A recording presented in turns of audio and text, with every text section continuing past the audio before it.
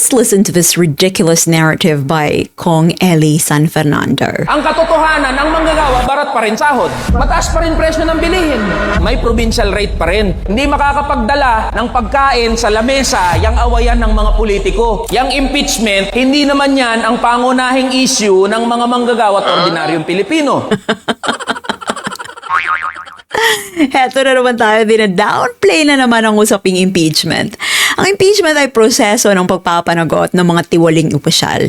Yung mga magnanakaw ng kaban ng bayan, yung mga abusado sa kapangyarihan. Ang problema sa argumento ni Kong Eli, parang sinasabi na dahil abala ang ordinaryong Pilipino sa paghahanap buhay, wala nang halagang accountability sa gobyerno. Pero bakit mahirap na hirap ang tao araw-araw? Bakit mahirap na hirap ang mga manggagawa?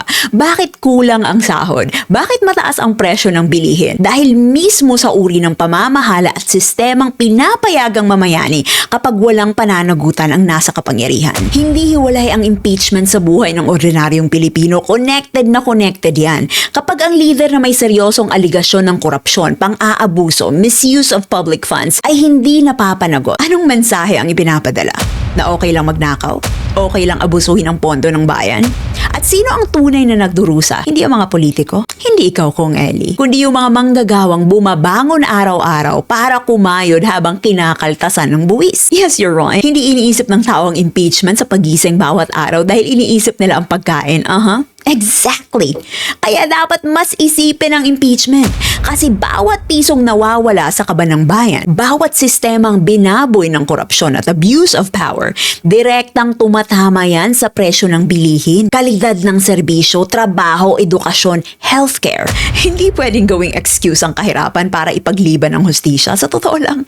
Kaya maraming mahirap dahil paulit-ulit na pinoprotektahan ang mga makapangyarihang dapat managot. Kong Eli, the impeachment is not entertainment. It is a constitutional mechanism for accountability. Kapag pinatay mo ang accountability dahil lang naghihirap pa rin naman ang mga manggagawa, mas lalong lulubog ang bayan sa kahirapan habang ang mga nasa taas na katulad mo at mga kaibigan mo, tuloy ang piyesta.